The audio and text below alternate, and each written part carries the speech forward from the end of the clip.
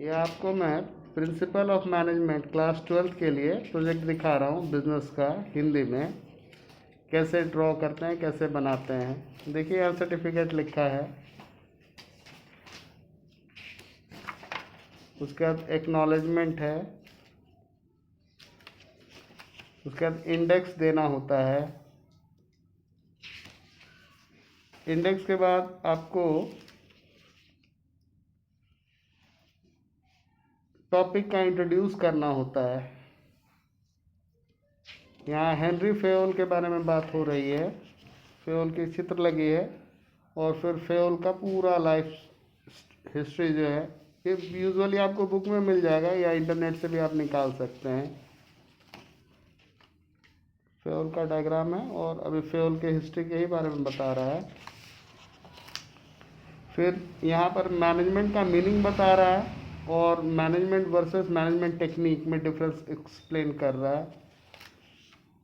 फिर management theory versus truth, फिर management theory का नेचर क्या है, सारे नेचर बता रहे हैं।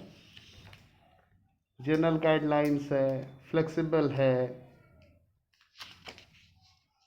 और क्या नेचर है। 14 उसने प्रिंसिपल दिए हैं, ये आप लोग पढ़ते हैं, आपके बुक में है। Division of work, senior subordinate responsibility, discipline, unity of command, unity of direction, फिर subordination of individual interest to general interest, किसी एक बंदे का नहीं चलना चाहिए, कंपनी का भला होगा तो सबका भला होगा। फिर फेयर रेमुनरेशन, काम के हिसाब से उसको सैलरी मिल जाए।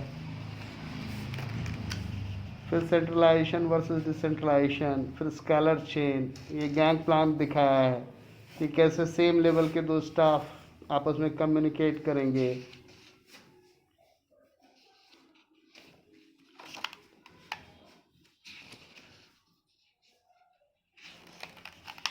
फिर ऑर्डर बताया है, ऑर्डर होना चाहिए। फिर इक्वालिटी होनी चाहिए, इक्विटी होनी चाहिए। Stability of tenure of personal, जो व्यक्ति काम कर रहा है उसे एक खास पोस्ट पे एक खास अवधि तक के लिए रखना चाहिए ताकि वो सीख सके। फिर पहल क्षमता, मतलब आपके अंदर इनिशिएटिव होना चाहिए। फिर कोऑपरेशन की फीलिंग होनी चाहिए। फिर बिजनेस के प्रोजेक्ट में जब आपने ये कर लिया तो आपको एक कंपनी का टूर करना होता है और उसके बारे में आपको ये देखना होता है कि वहाँ पर जो ये थ्योरी आपने पढ़ा है, ठीक है, वो किस हद तक यूज़ हो रहा है। तो आपको पहले उस ऑर्गेनाइजेशन के बारे में बताना पड़ेगा, उस ऑर्गेनाइजेशन का डिटेल देना पड़ेगा। फिर आपने क्या चुना है, कैसे आप स्टडी करेंगे, किन किन टॉपिक्स को देखेंगे और उसमें आपको कितना टाइम लग रहा है।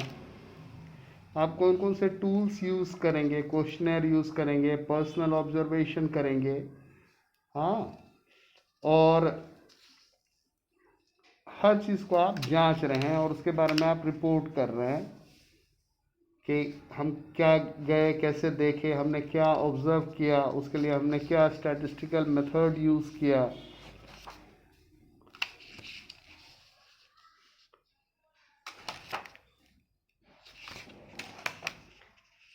फिर हमने क्वेश्चनर बनाया, उसमें सारे क्वेश्चंस हमने चूज़ किए और ये क्वेश्चन को फिलअप करवाया जिससे पता चल सके कि कैसे प्रैक्टिसेस को यूज़ किया जा रहा है और वो अप टू द स्टैंडर्ड्स हैं या नहीं।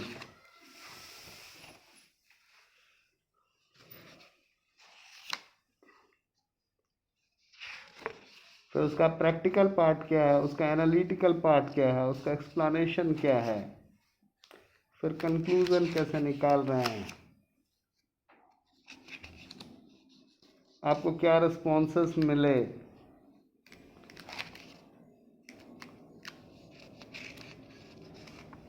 उसको टेबुलेट करना है और आपको हर पॉइंट के अंदर अलग अलग कंक्लूजन ड्रॉ करके देना है कि हमने इस हेड के अंदर ये स्टडी किया और ये फाइंडिंग्स थे हमारे। यहाँ देखिए गैंग प्लैंक के बारे में बात हो रहा है, स्केलर चेन। फिर इक्विटी के बारे में बात कर रहा है कि आपको सेम सैलरी मिलता है या नहीं। फिर स्टेबिलिटी ऑफ टेन्योर के बारे में बात कर रहा है कि आप एक पोस्ट पे कितने दिनों से हैं।